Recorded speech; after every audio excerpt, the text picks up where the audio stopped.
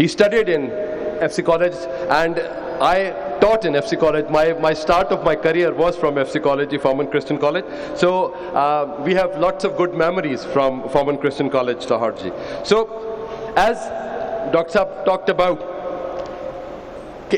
we need to learn from the youngsters, because when it is the time of technology, and we are learning technology. And secondly, sir very rightly said about the teachers coming up with their own startups. When they'll be making up with their own startups, then we can create or make a superior Pakistan. So now is the time for a gentleman who has listened to all those ideas, and now for his strategy and planning, he needs to define what is the stance of the government on these things, and how government takes creativity and innovation and the youth of Pakistan. So now I'll be calling the chairman, Punjab Higher Education Commission, Dr. Shahid Munir Saab, sir, to please honor the stage and say a few words regarding See Pakistan 2022, sir. Ladies and gentlemen, the chairman, PHEC. Bismillah ar-Rahman ar-Rahim. Honorable Chairman, All Pakistan Association of the Private Sector Universities, Chaudhry Abdur Rahman Sahib, Rector Superior University, Madam Sumaira Rahman Sahiba, former Chairman Punjab Higher Education Commission, Professor Dr. Nizamuddin Sahab, former Vice Chancellor University of the Punjab, Professor Dr. Mujahid Kamran Sahab, former Education Minister Mia Imran Masood Sahab, my colleague Vice Chancellors, business tycoons, researchers, scholars, Assalamu alaikum. First of all, I congratulate Superior University for organizing such a wonderful expo. They have done a wonderful job. A delegation from Superior University led by Professor Nizamuddin visited my office and shared the ideas that they are going to do this activity. And we at Punjab Higher Education Commission decided to patronize this event. And I'm very much thankful for exhibiting the innovative products in the expo today. And I have been told that before this event, in 7 cities, the competitions were held, and out of those competitions, the best projects, 100 projects, have been displayed in this expo. This is a wonderful job indeed. Ladies and gentlemen, India, with the help of the Indian business different tycoons, they are establishing a university in India.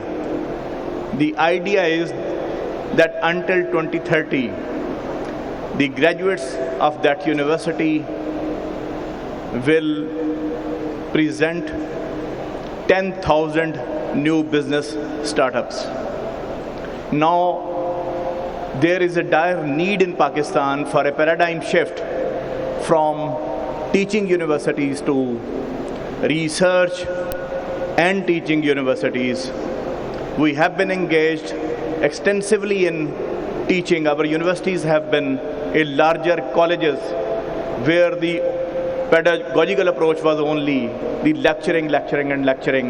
Now it is the right time to move forward in the knowledge-based economy and to work on for the creation of such projects based on the indigenous research with the indigenous raw materials. And when I look at international scenario, ladies and gentlemen, most of the research is coming from multidisciplinary areas. So the distinct boundaries of the disciplines have been merged, and now interdisciplinary groups are working for the creation of new products. For example, I have noticed that in the advanced countries, many groups are working on water conservation, water purification, and food security. Because we all know that at the end of this century, the globe population is going to be 12 billion. So there is a chance of severe shortage of food and water resources. So many groups are working on the water purification, water conservation, and yield enhancement. For instance, and we all know that we have 97% of the water as a sea water. Only 3% is the underground water, and the researchers are working to make the sea water for the irrigation purposes and for drinking purposes. For instance, in California University, the researchers are working on the development of reverse osmosis membrane from nanofibers. It will reduce the cost of the water purification system substantially, and it will be possible to use the saline water for drinking purposes and for irrigation purposes. And you know, the USA sending 115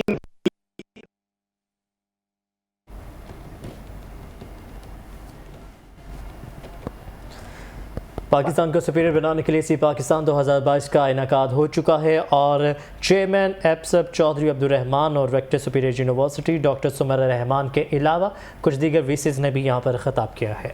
The project was the preparation of industrial alcohol from the weeds, and the leftover will be used for the production of energy, and the biochar will be used to enhance the yield of the crops.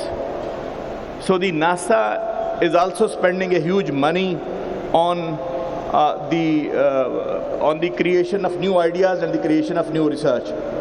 Researchers at Stanford University, they have developed a glassy carbon based on graphene.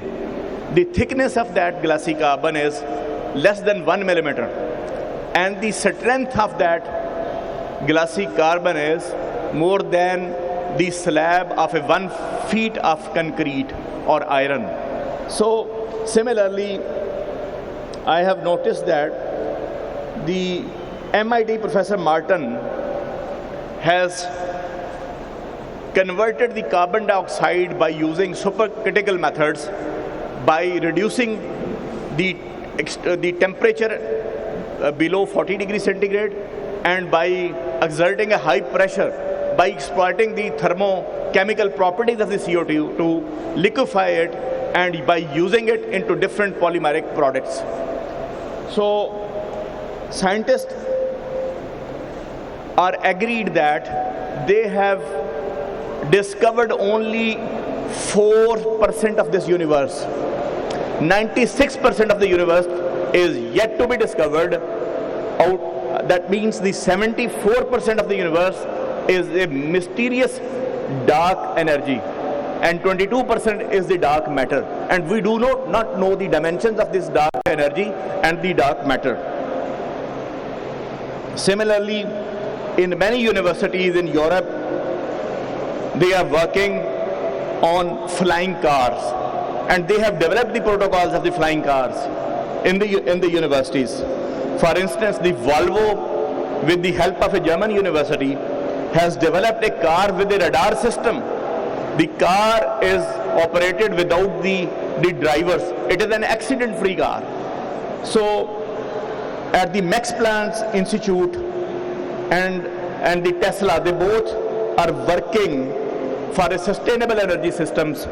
Similarly, Jen Halter, a scientist, has invented a treatment of the AIDS by the bone marrow transplant. And similarly, in many universities, the research is going on many business ideas. I think the Pakistani universities now should convert from a theoretical research to applied research. The nations who have recognized the importance of higher education and applied research, they have heavily invested in the research and development activities. For instance, the Malaysia for the last 25 years, for the last 30 years, is spending 25% of its GDP on education. And look at their export earnings. Their export earnings is now the more than $300 billion.